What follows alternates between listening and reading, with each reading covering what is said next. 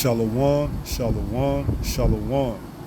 All praises to the Most High, Yahweh, Bahashem, Yahweh Shai, which is to say in the Paleo Hebrew, Yahweh, the name of the Heavenly Father, meaning He is, Bahashem, meaning in the name, Yahweh Shai, meaning He is our salvation.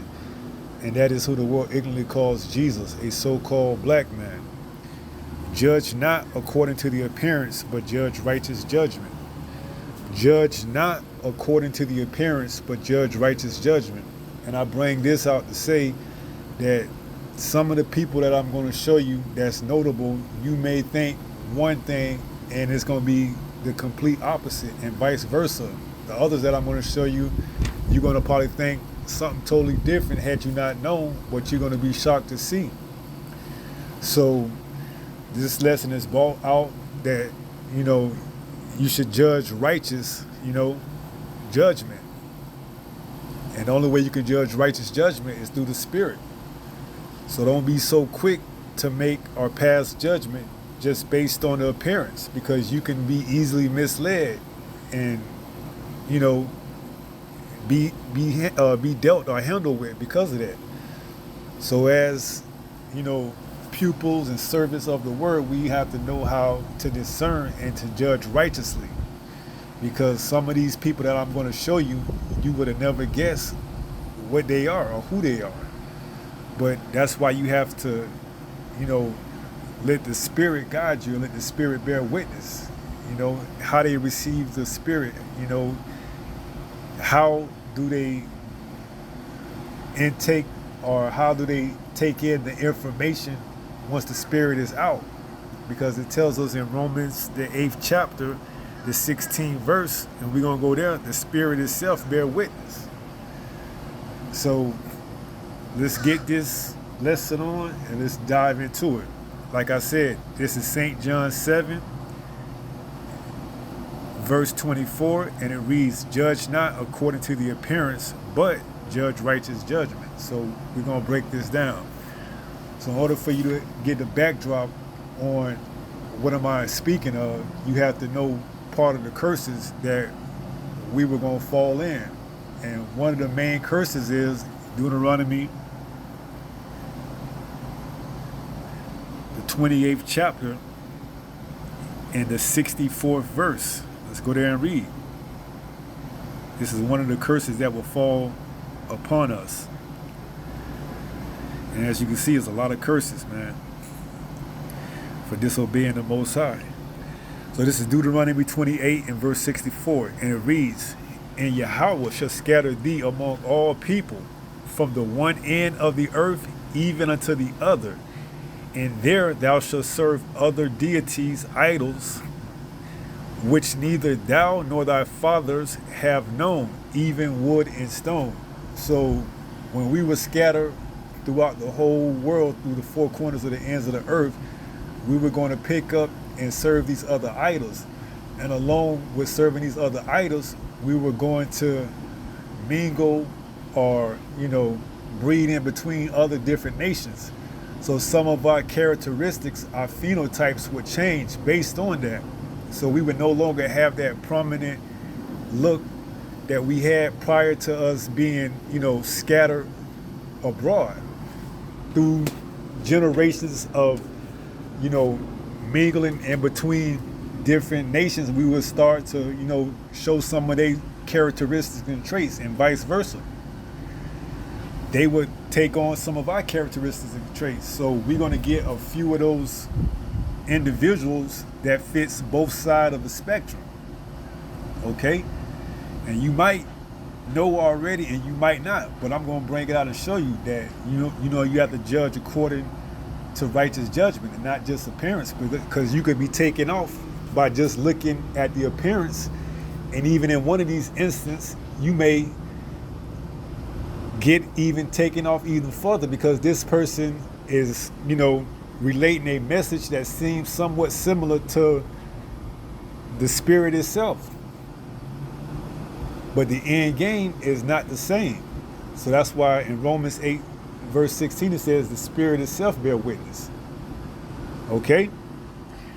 So this is Deuteronomy 28:64. And Yahweh shall scatter thee among all people, all nations, from one end of the earth even unto the other. And there thou shalt serve other deities, gods, which neither thou nor thy father have known, even wood and stone. So going to Romans 8 and verse 16. Let's read it. Romans 8 and verse 16. And it reads, the Spirit itself bear witness with our spirit that we are the children of the Most High. So you hearing this truth being brought out in its full form, its truthfulness, and it resonates with your spirit, then you are more than likely part of the spirit. Okay, you can't be put off by the way a person look or their appearance, because not only could you miss the boat, but potentially cause them to miss the boat. But we know essentially that if you were already preordained from the beginning to be one of the number or be part of the number of the elect, you're going to receive this no matter what. Okay? So it says, verse 16, the Spirit itself beareth witness with our spirit that we are the children of the Most High. And if children, then heirs, heirs of the Most High, and joint heirs with Yahushua, or the Hamashiach, Christ. If so, be that we suffer with him, that we may be also glorified together. So even if you hear the word and you put off, somebody that's preaching the word to you puts it off or put you off because of your appearance, if you bear witness with this word, you still gonna hold fast to it. Hold fast to it, because the Spirit is gonna bear witness with itself. You may hear something else that resonates with you and continue to further your journey down the line in this truth. Okay, so it's going to resonate with your spirit if you are part of that number, part of the elect. So this is, let's go there. Let's go to the parable of the wheat and tare. This is St. Matthew, the 13th chapter. And let's pick up at verse 24, tares among wheat. And it reads, another parable put he forth unto them, saying, the kingdom of heaven is like unto a man which sowed good seed in his field. But while man slept, his enemy came and sowed tares among the wheat, and went his way. But when the blade was sprung up and brought forth fruit, then appeared the tares also. Now, a tare is something that looks similar to the wheat, but it chokes the wheat. Therefore, the wheat can't grow how it's supposed to grow. So although they look similar in appearances, they're different at the root. So it says, but when the blade was sprung up, verse 26, and brought forth fruit, then appeared the tares also. So the servants of the householder came and said unto him, Sir, didst not thou sow good seed in thy field? Now this is in reference to bringing forth the truth. Okay, but this can also be looked as, as other nations sowing their seed amongst our women, and some of them, coming up with, individuals that resembles the same as the wheat or the Israelites, because you had some of that in slavery. Like I said, vice versa, the men of the Israelites going into the other women of the other nations as well. And like I said, we're going to see some, notable individuals that you may or may not have known, which could be classified as a wheat or which could be classified as a tare. So 26 says, but when the blade was sprung up and brought forth fruit, then appeared the tares also. So the servants of the householder came and said unto him, Sir, didst not thou sow good seed in thy field? From whence then have it tares? He said unto them, an enemy have done this. The servants said unto him, the servant said unto him, Will thou then that we go and gather them up? But he said, Nay. So the servants representing, the angels came to the householder representing, Yahweh, said, do you want us to go and pull up the tares? So verse 28 says, he said unto them, an enemy have done this. The servant said unto him, Wilt thou then that we go and gather them up? But he said, Nay. 29. Lest while you gather up the tares, ye root up also the wheat with them. So he said no, because if you pull up some of the tares, you're going to pull up some of the wheat also. So by preaching this word and offending those who you believe to be the tare, could actually in actuality be, wheat or part of the elect. So that's why we have to treat this word with the precious ointment that it is. We have to be diligent how we, preach this word.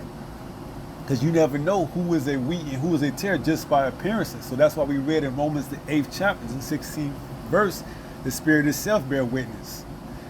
So if they are flocking and resonating with the word, then they very much well could be a wheat, although they have the appearance of a tare.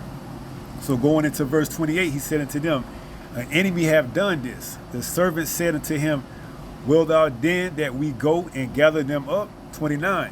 But he said, Nay, lest while you gather up the tares, ye root up also the wheat with them. 30. Let both grow together until the harvest. And in the time of harvest, I will say to the reapers, Gather ye together first the tares, and bind them in bundles to burn them, but gather the wheat into my barn. So he's saying, preach the word. Let it go out and gather whoever it may gather. Then at the time when it's come to harvest, then he's going to separate the wheat from the tare. And those that are tares, whether they're 2/3 or whether those that look like the wheat but are actually tares, he's going to put them in a bundle and let them burn. And we know that that burn is going to be by the way of those nuclear missiles, those ICBM missiles coming here to America to destroy this whole land. So verse 30 says, let both grow together until the harvest. And we are getting close to that time, the harvest. And in the time of harvest, I will say to the reapers, the angels, gather ye together first the tares, and bind them in bundles to burn them. So that's those missiles coming to burn those tares, because you're going to have those who could look like potential, tares that are wheat, and you're going to have those that look like wheat that are tares. So those that are wheat that look like tares, the angels are going to be able to separate them, because they have a way of knowing exactly who is who. Because it says, does not the Most High know the least? He can count the least amount of hairs on your head. So he has a way to separate the wheat from the tare, and that's going to be through the Spirit. So it says, let both grow together until the harvest. And in the time of harvest, I will say to the reapers, gather ye together first the tares, and bind them in bundles to burn them, but gather the wheat into my barn. So the wheat is going to be gathered up into those chariots, and they're going to receive that salvation. But the tares, and like we're going to see, and you may be surprised and shocked, some of them are going to look like wheat. And then some of the tares are some of the wheat that you think are tares, they're going to look like wheat. Or let me say that again. Some of the ones that you think are tares are actually wheat. So that's why you can't be quick to base, judgment on appearance alone. You have to do, like we read in St. John 7:24, judge not according to the appearance, but judge righteous judgment. Okay? So that's why you may see a lot of, of us asking or inquiring about the fathers, or who we talking to, what is your father? Because we like to go back as far as we can to see, to get a feel for it. Because it tells us that in Job 8:8, Job chapter 8, verse 8, to inquire of their fathers. Let's go there and take a look at that.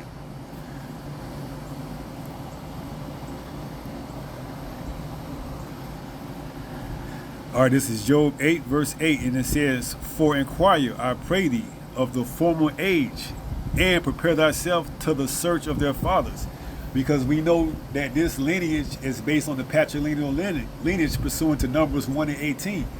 Because you can have a mother of the Israelite stock, long as her father is of the Israelite stock, but then the father could be of a different nation, and that seed or that child is going to be whatever the father is, pursuant to Numbers 1 and 18. Let's go there and read that. This is Numbers 1, verse 18. And it reads, and they assemble all the congregation together on the first day of the second month, and they declared their pedigrees after their families by the house of their fathers, according to the number of the names from 20 years old and upward, by their polls. So you see here, it's based on the pedigree or the lineage of the father. That's how you determine what the seed is. Okay? So like I said, we're going to go through a few photos and we're going to determine the lineage of the individuals based on what their father is. So let's just go to a few of the photos itself and let's take a look at some of them.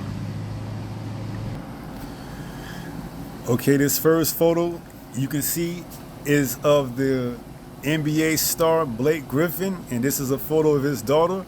Not knowing who the father of this child right here, you may think that this child is a tare, but in actuality, this child is a wheat, because her father, which is Blake Griffin, his father is of the stock of Israel.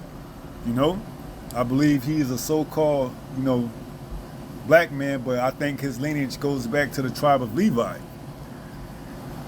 Now the same with his brother. This is Blake Griffin's brother and their children, and you can see how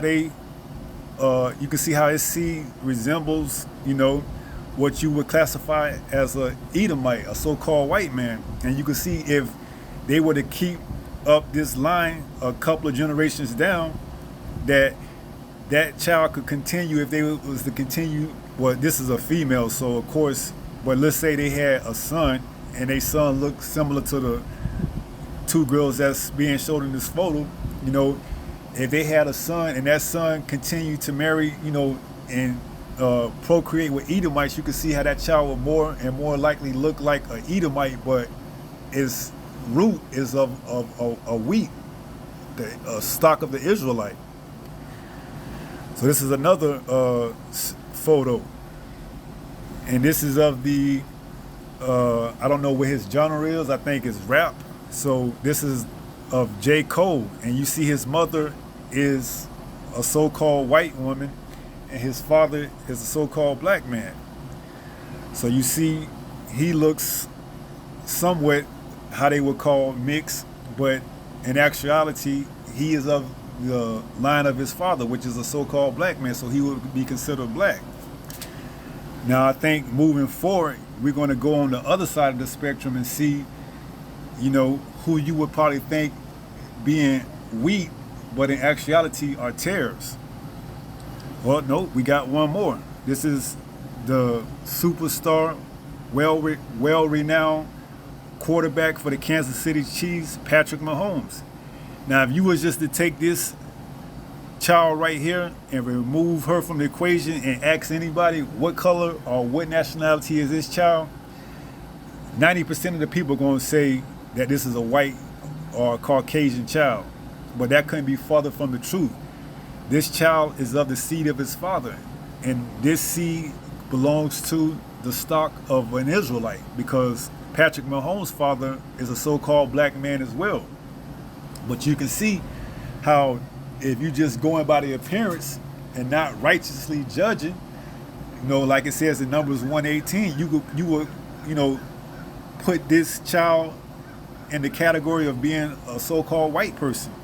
And like I said with Blake Griffin's brother, if this was a male instead of a female, and Patrick Mahomes' son continued to marry down the line of, so-called white people, you could see 3 or 4 generations from now that those children would probably look more on the white side than they would on the black side. So here it is in another mistaken case of identity, that you may think that this is a, child of a white family, but you wouldn't be, or you would be farther from the truth, because this is of the stock of an Israelite. This is why you can't judge according to the appearance, because you can be misled and then,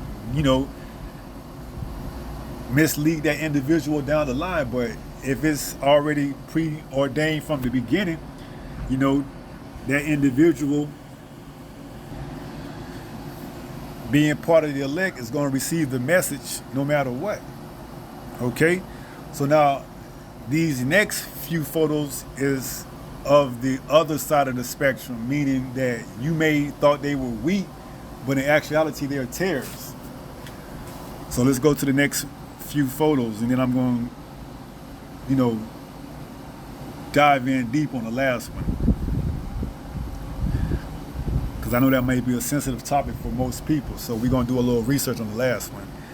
So this was the last photo of the stock of the wheat, but they may have the appearance of the tares. Now let's go to the stock of the tares that have the appearance of the wheat.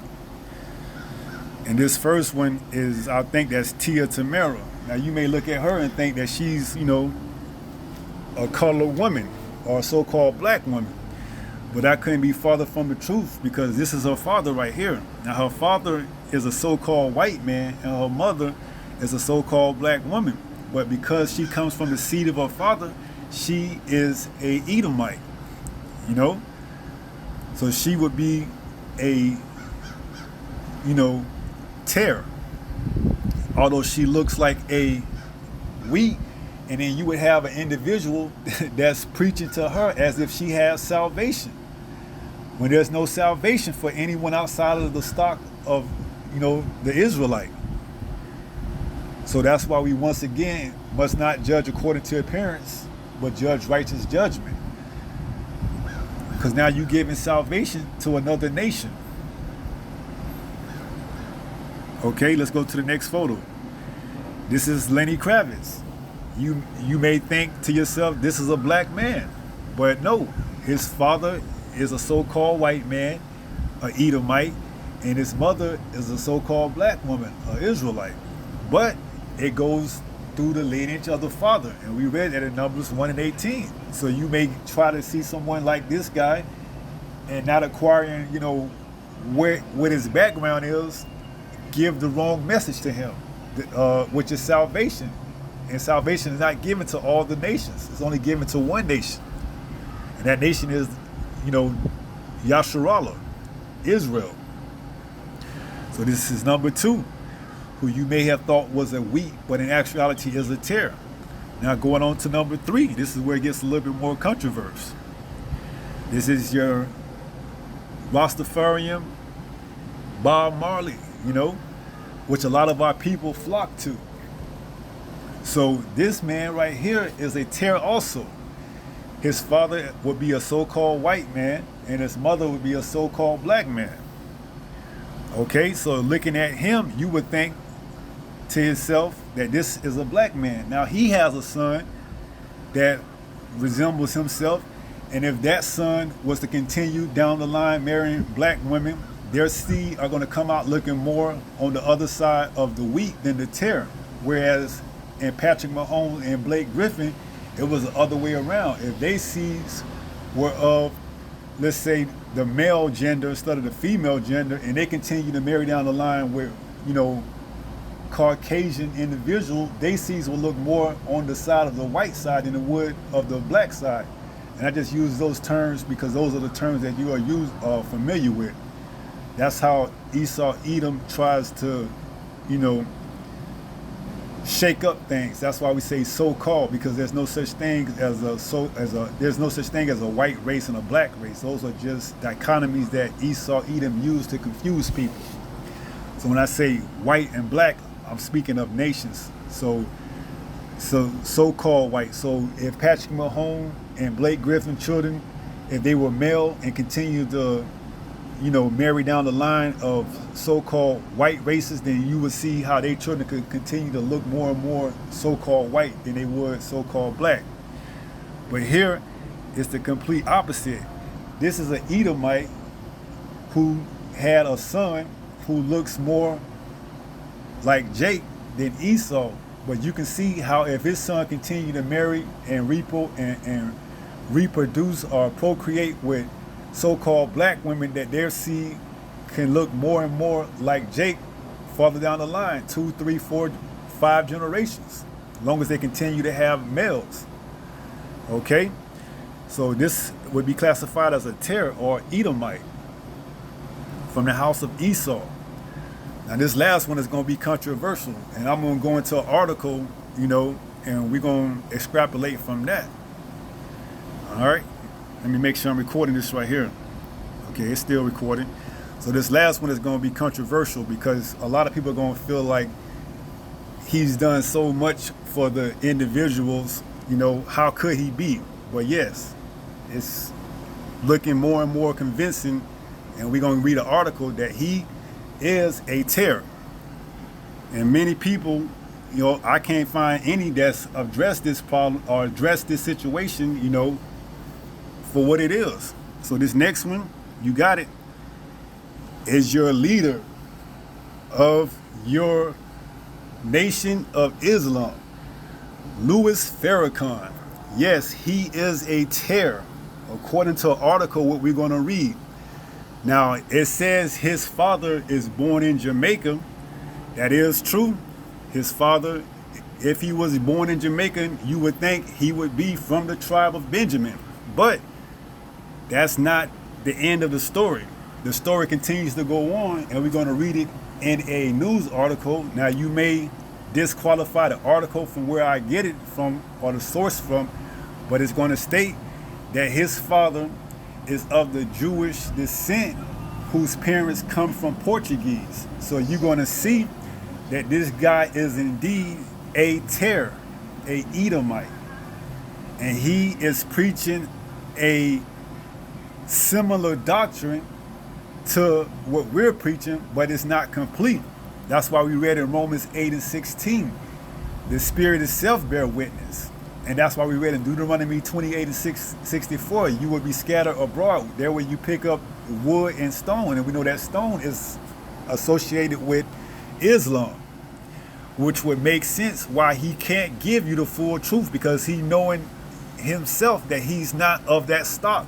So he's misleading as many as he can to believe that they have salvation in this false idol, which is this stone, this Kaaba. And not only that, his mentor, who they call Honorable Elijah Muhammad, he is of the stock of Esau Edom as well. His father is Edomite and his mother is an Israelite. So you seeing